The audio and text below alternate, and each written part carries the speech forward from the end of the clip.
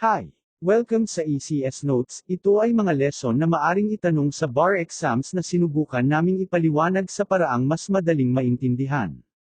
This is to help examinees to formulate answers that are well explained, concise and substantiated.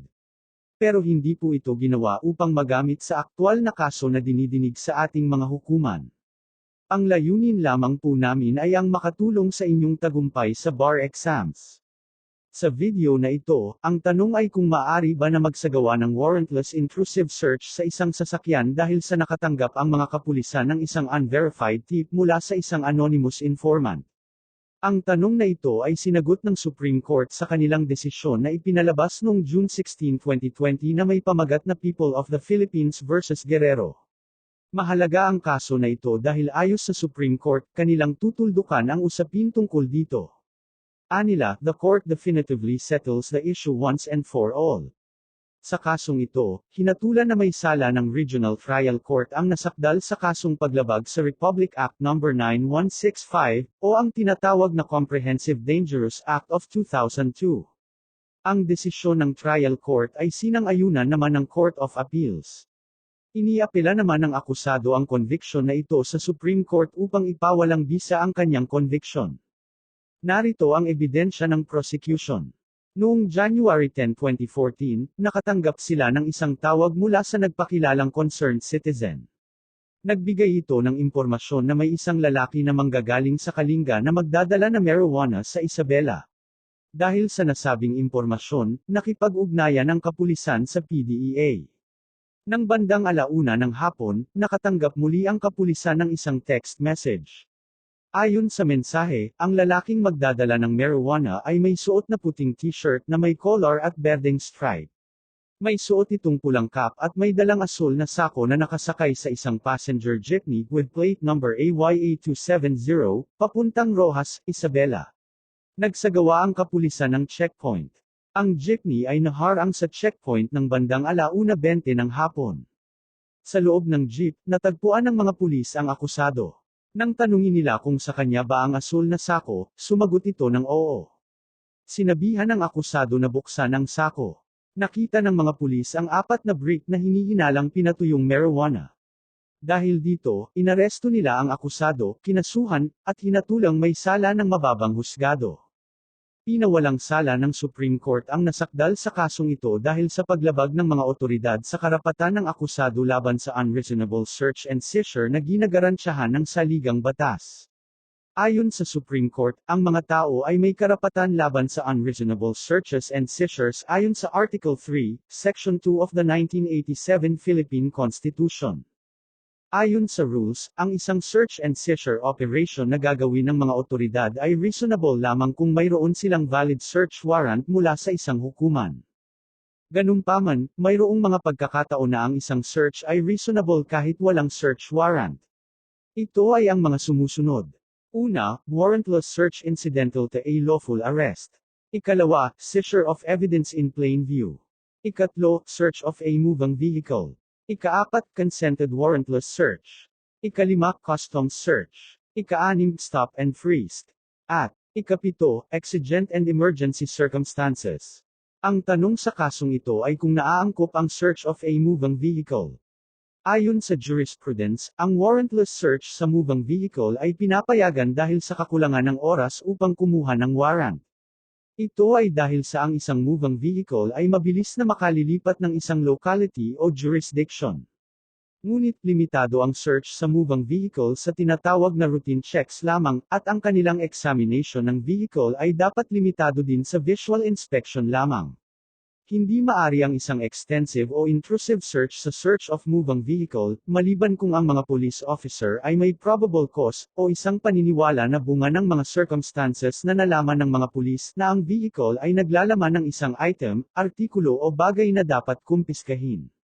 Sa mga ganitong panuntunan, nagkamali ang Court of Appeals. Ang sitwasyon sa kaso na ito ay hindi maituturing na valid search of a moving vehicle. Ayon sa Supreme Court, sa isang tamang search of a moving vehicle, ang target ng search ay ang vehicle at hindi isang specific na tao. Target ng search ang vehicle dahil ang nasabing vehicle ay ginagamit upang maghatid ng mga bawal na items. Kung ang target ng search ay isang tao na tumutugma sa description ng isang impormante, ang search ay hindi maituturing na search of a moving vehicle.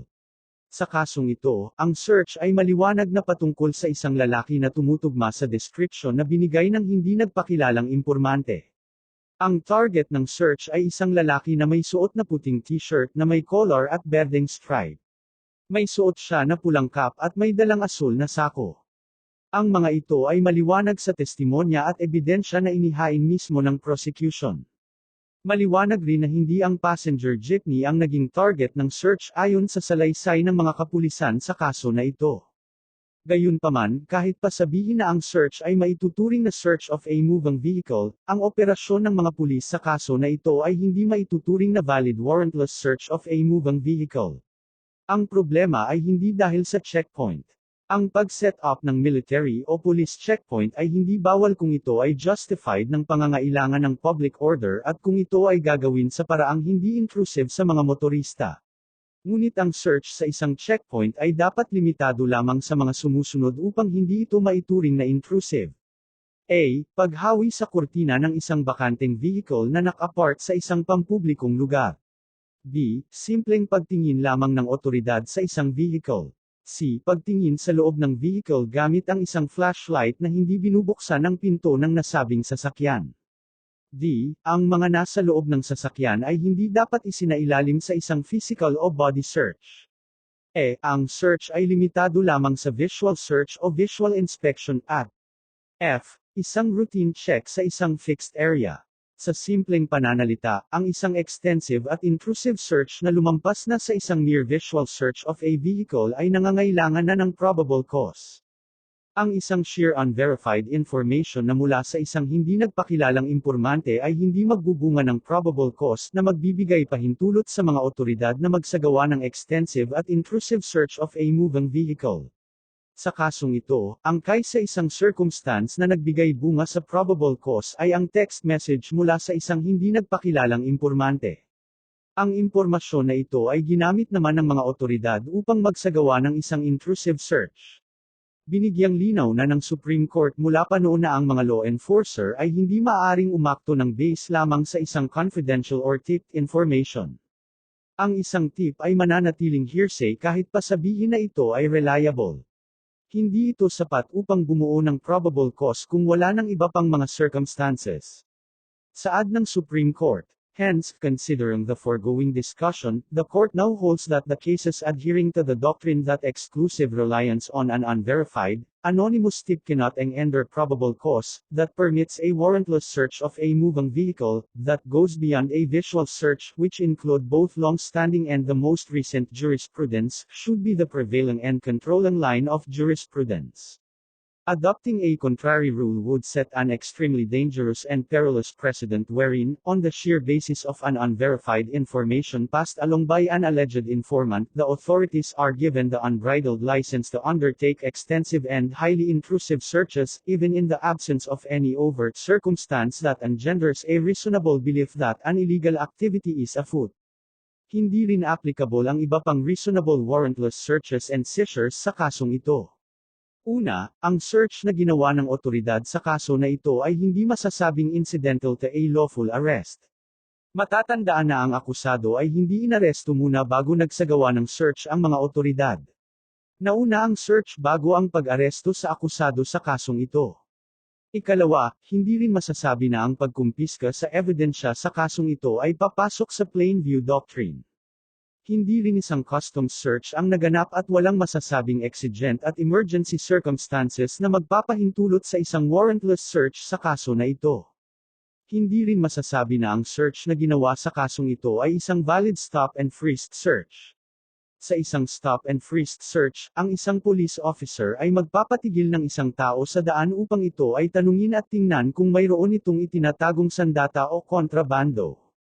Ang pinapayagan sa isang stop and frisk search ay pag-search lamang ng outer clothing upang malaman kung mayroon nakatagong sandata ang akusado.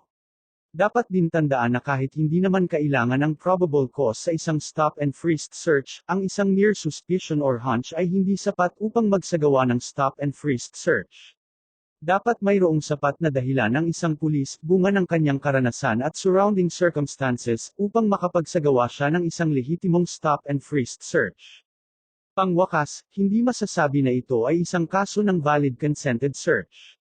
Hindi sumang-ayon ang Supreme Court sa ruling ng Court of Appeals na ang akusado ay pumayag ng kusang loob upang magsagawa ng search and seizure ang mga otoridad. Sa kasong ito, maliwanag na ang sinasabing consent ng akusado ay hindi unequivocal, specific, intelligently given and unattended by duress or coercion.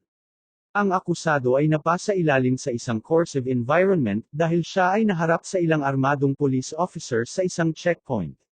Ito ay makikita sa mismong testimonya ng isang pulis na tumstigo sa kaso.